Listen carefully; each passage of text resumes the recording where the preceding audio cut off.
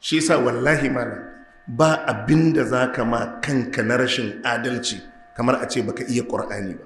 Shi fa Qur'ani duk harafi ɗaya lada 10 ne. Harafi in mutum ya ce bismillahir rahmanir rahim, ba'un din lada 10 ne, sinun din lada 10 ne, mimun din lada 10 ne. In shafi ɗaya ya karanta duk harafi, annabi ya ce lada 10 ne. Yanzu musulmin da bai iya Qur'ani ba ai an sha da shi. To don me yasa baraka tashi ka koya ba? Ka koyi turanci ma ka iya abinda ba a gidanku ka same shi ba.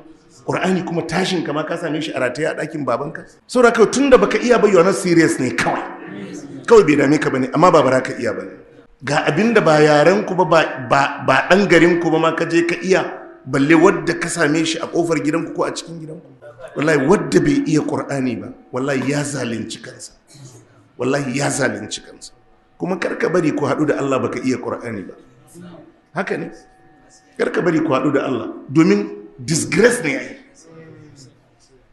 Ka ce kana son Allah, kana son annabi, su kuma wannan littafin shine mafi girman abin da aka kawo na shari'a, kuma a ce baka iya ba. A ce baka iya ba. Kuma ka yi lissafi, Allah ya saukar da Alƙur'ani izu 60, a 60 ɗin nan baka iya ko ɗaya ba, kai ma ka san akwai matsala. Ai ko littafin gidanku ne aka sauke izu 60 baka iya izu 1 ba, wallahi baka ma gidanku adalci.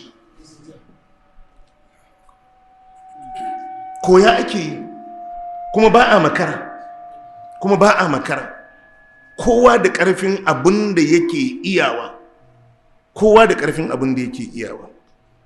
Allah ya ce ina rantsuwa da wannan Alƙur'ani mai daraja.